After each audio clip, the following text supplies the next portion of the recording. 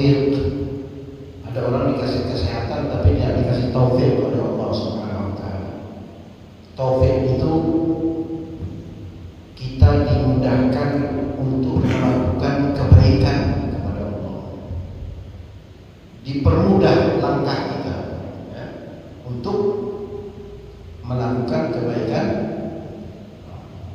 di dalam urusan-urusan agama. Ya. Salah satunya adalah kita menuntut ilmu, ya. Mengambil warisan daripada Nabi kita Muhammad sallallahu alaihi wasallam, yaitu hadis daripada Nabi kita Muhammad sallallahu alaihi wasallam. Kata Imam Malik, beliau mengatakan kullul qaul, ya, setiap perkataan, maqbulun wa mardudun illa al-qaul sahibu hadzal qabr, sambil menunjuk makamnya Nabi Muhammad sallallahu alaihi wasallam. Semua perkataan, semua ucapan, ya, itu bisa diterima, bisa ditolak, kecuali ucapannya Nabi Muhammad sallallahu alaihi wasallam. Tidak bisa ditolak, apalagi hadisnya sahih. Hadis yang dhaif saja masih bisa diamalkan, tidak bisa kita tolak, apalagi kita ingkari. Yang itu namanya ingkarus sunnah.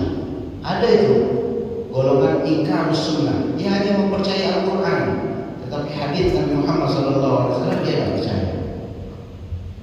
Mungkin di daerah Jawa Tengah ya. Mudah-mudahan kita tidak termasuk itu ya, ingkarus sunnah ya. Al-Quran percaya, tapi dia ingkar terhadap hadis-hadisnya Nabi Muhammad SAW. Saya ulang lagi ya, supaya kita paham tentang hadis. Hadis itu sunnah. Hadis itu sunnah. Hadis itu ada 3. Ya.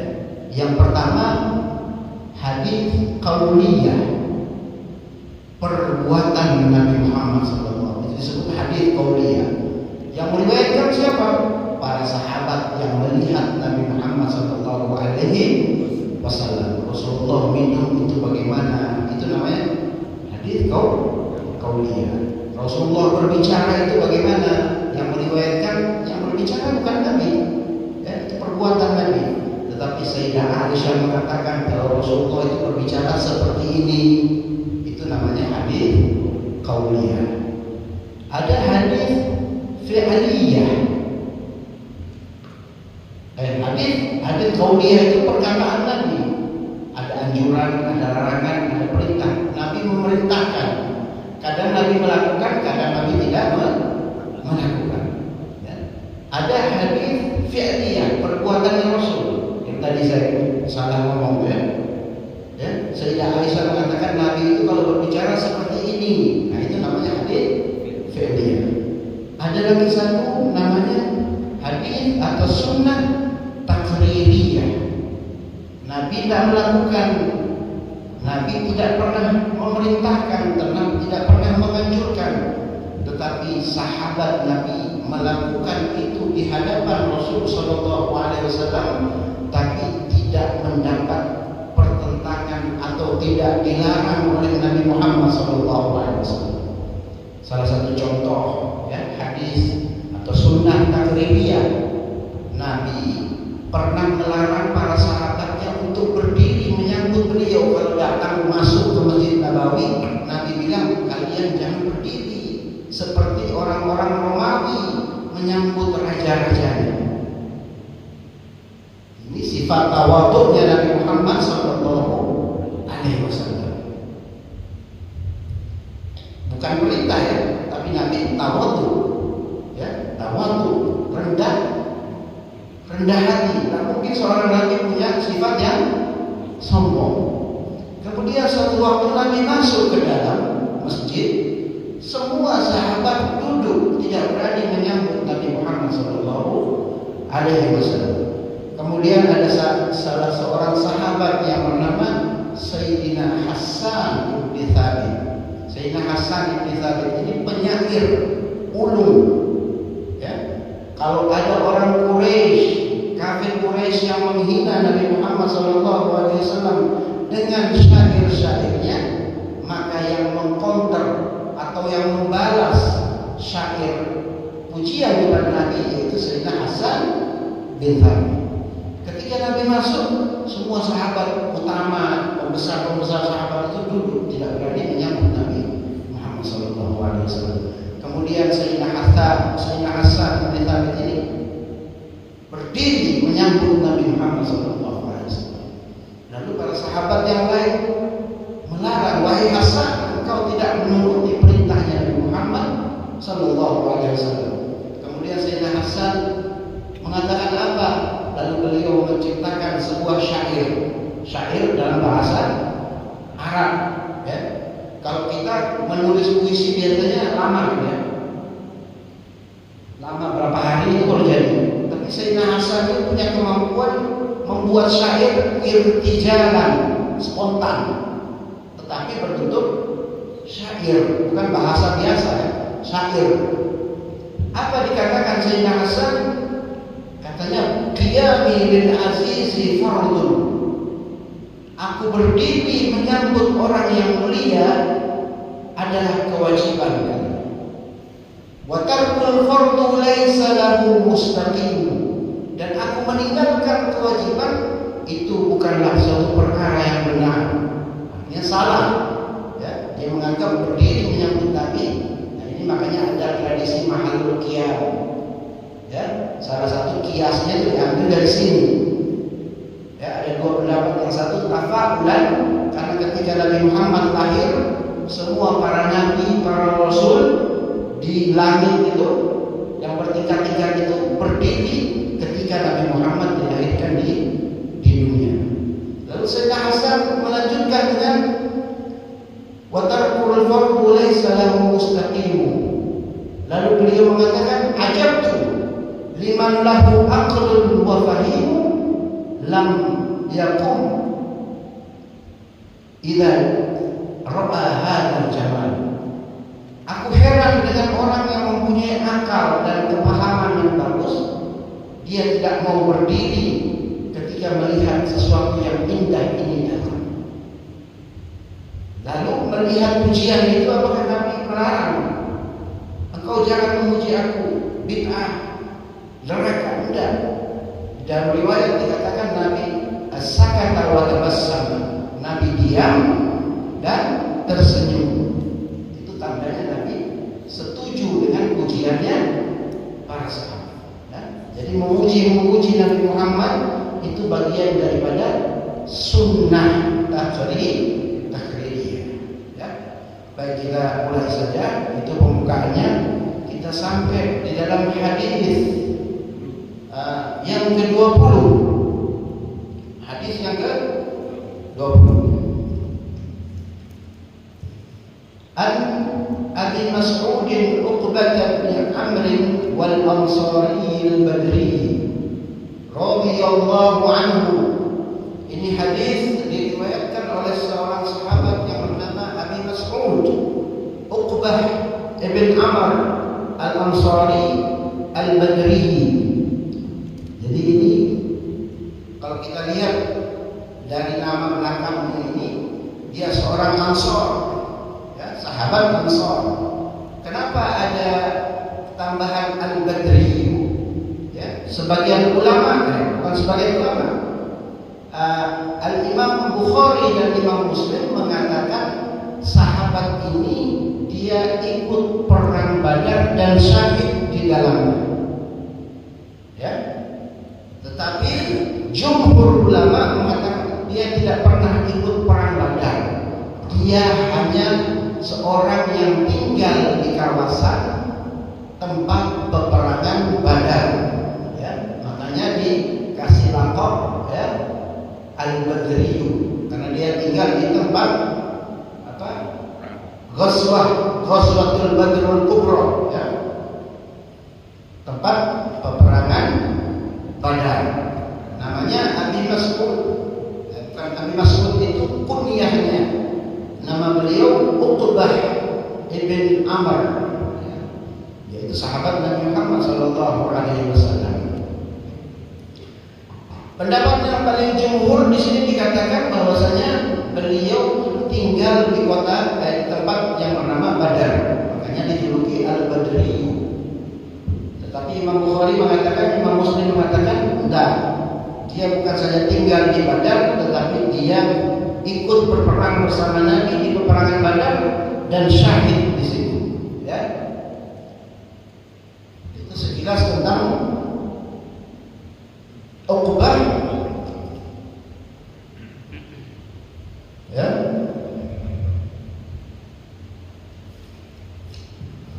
Uqbah bin Amr. Qala, beliau berkata, dia mendengar Rasulullah sallallahu alaihi wasallam bersabda, "Inna mimma adrakan nasu min kalamin nubuwati al-ula." Ini hadis pendek ya. "Idza lam tastahi fasna' ma syi'ta." Rawahu al-Bukhari. Hadis ini tentang keutamaan malu mulai hilang. Malu ini bagian dari akhlak, ya, bagian dari akhlak. Dan malu ini bisa mencegah seseorang dari melakukan hal-hal yang tercela. Ya, kalau kita sudah punya rasa malu, tapi nanti ulama membagi malu itu ada dua jenis malu. Maka kita akan terhindar dari hal-hal yang tidak tercela. Ya. Jadi kalau ada seseorang yang tidak mempunyai rasa malu, maka itu merupakan kekurangan dan aib bagi orang tersebut. Ya. Yang ngaji ini memang yang ngaji ini memang kelihatan tidak menarik, ya. Lain dengan ceramah yang isinya lucu-lucu. Padahal tidak ada. Inilah inti agama itu sebenarnya ini. Yang makna kita ini menggali makna daripada satu hadis Nabi Muhammad SAW. Kelihatannya seperti tidak menarik, ya. Tapi kalau kita tidak ngaji, kita tidak tahu malu itu apa. Ya. Ulama membagi malu itu ada dua. Yang satu, malu al-haya mahmudah, malu yang terpuji. Apa itu malu yang terpuji? Malu ketika seseorang menghindar dari perbuatan maksiat. Mau melakukan satu perbuatan maksiat, dia malu. Kenapa? Karena dia merasa bahwasanya Allah Subhanahu wa taala selalu memandang dirinya, melihat dirinya. Bahkan Nabi kita Muhammad sallallahu alaihi wasallam itu kalau mandi, ya, itu auratnya tidak terbuka sepenuhnya, pasti ada penutupnya. Karena apa? Haya'un minallah, malu kepada Allah karena ada zat yang melihat. Kalau kita kan nggak tahu, ya, pokoknya asal kena sabun semua, ya. Padahal secara fikih, ya, orang katanya mau keramas, mau apa, habis minum itu mandi keramas, ya. Padahal sampo itu merusak air dari dia kerjanya sebagai mensucikan. Jadi orang kalau mandi junub yang benar secara fikih itu jangan keramas, basuh dulu semua anggota badan sudah terkena air, ya. Bukan kata saya, ya. Ini kata ulama fikih. Agama ini bukan menurut saya, perasaan saya, ya. Tetapi ada di kita. Ulama mengatakan apa? Bagaimana caranya mandi junub? Basuh dulu semua anggota badan, sudah terkena air, itu suci. Ya, itu sudah suci, bukan keramas. Belum kena air sudah keramas. Air yang jatuh itu tidak bisa mensucikan karena terkontaminasi oleh sampo. biru di laundry itu. Makanya laundry saya sekarang laundry sendiri. Setelah saya ngaji, laundry itu apalagi campur ya dengan baju yang najis. Kalau baju yang kotor dan najis itu bebas cara cucinya. Tetapi kalau najis, ya dia tidak bisa air dulu baru ditaruh bajunya. Ini baju najis nih, hadas. Saya taruh tampung ember, tidak sampai 2 bulan. Terus saya taruh baju yang najis itu, saya campur dengan baju yang bersih, maka semua itu terkontaminasi najis.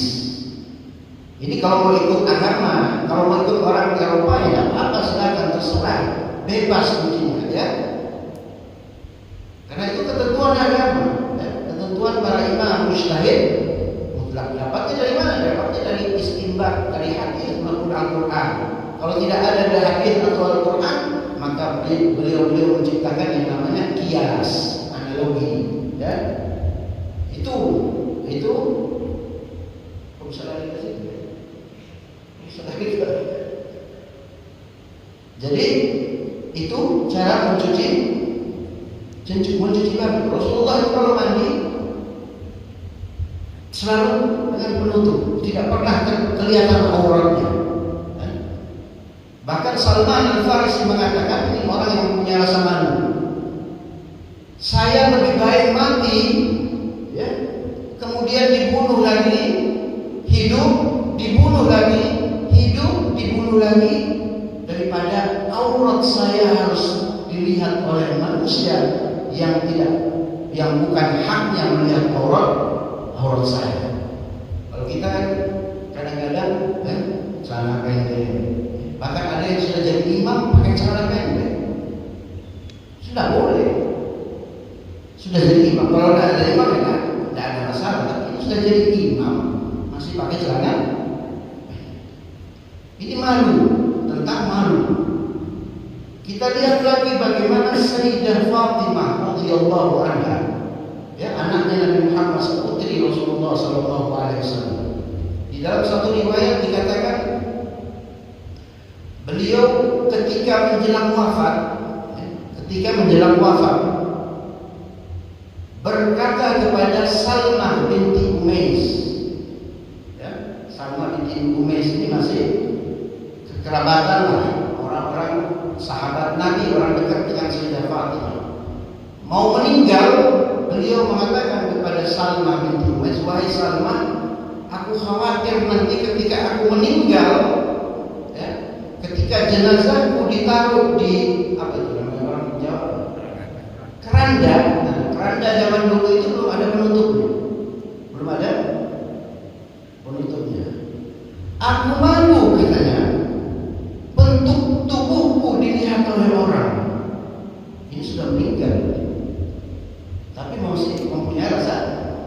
Bahkan itu kain kafan wanita itu dibungkus 5 kali lebih banyak dari laki-laki. Kata Sayyidah Fatimah, aku malu bentuk tubuhku dilihat oleh orang.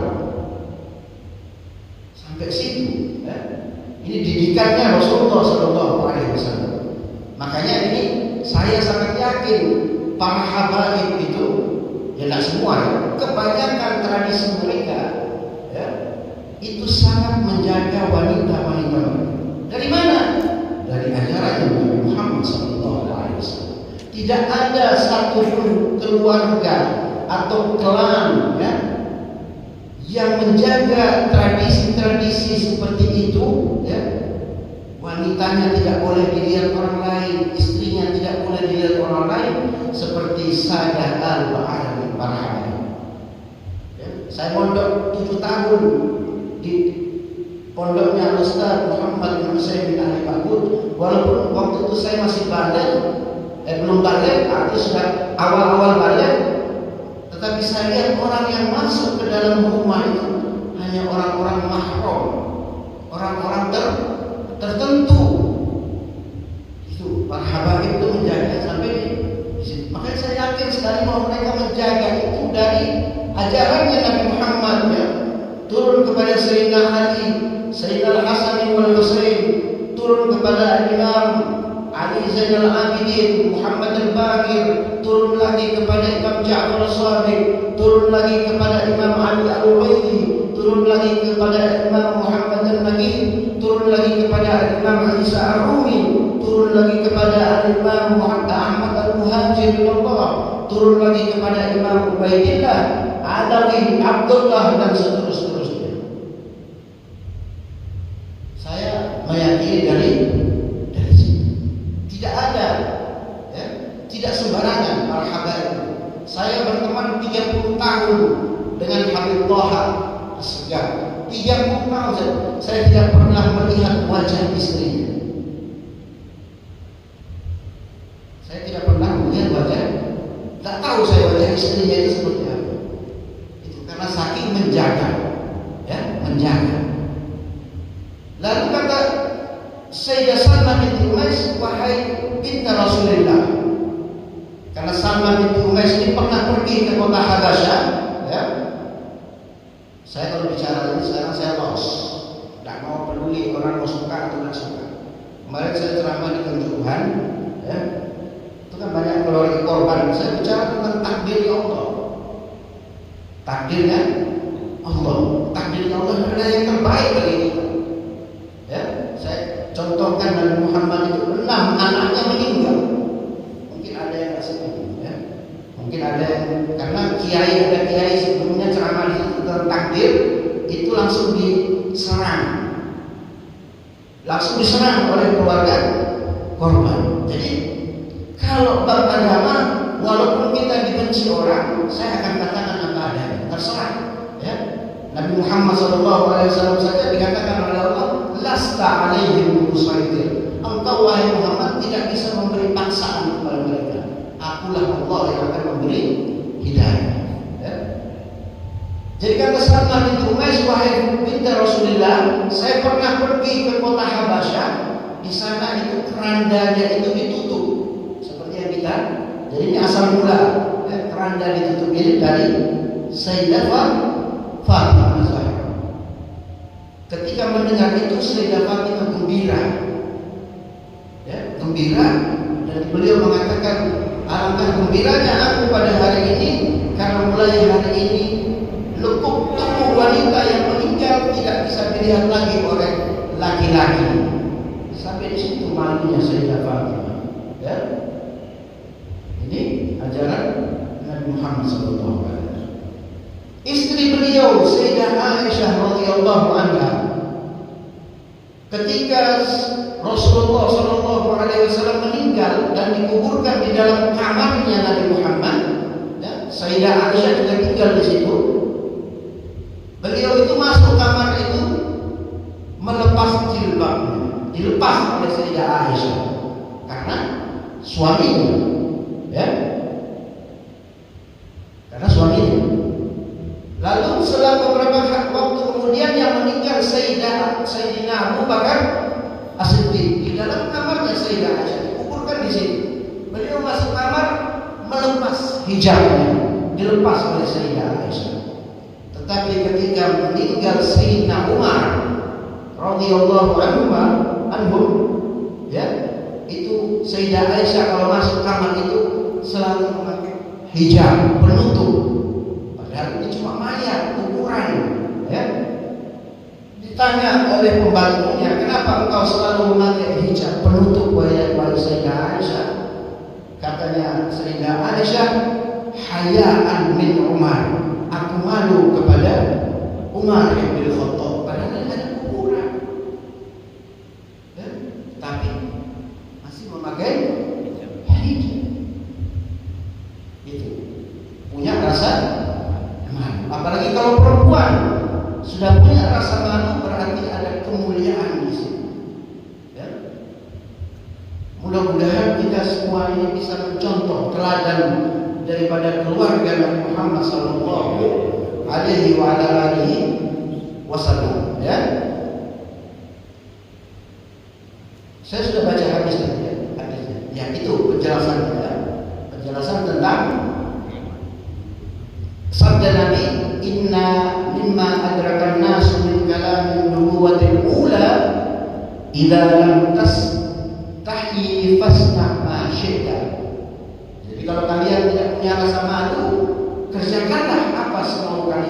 terserah kalian.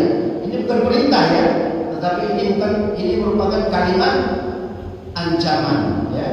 Seperti ketika Jibril menasihati Nabi Muhammad SAW, "Ish ma syi'ta fa innaka mayyitun." Wahai Muhammad, jelas ini bukan nasihat kepada Rasulullah, tapi nasihat kepada kita umatnya. Wahai Muhammad, kamu hidup, berlakulah, berbuatlah sesukamu, karena sesungguhnya engkau akan mati. Ya. Wah, man ahbabta fa innaka mufaraqah. Ya. Dan cintailah siapapun engkau cintai.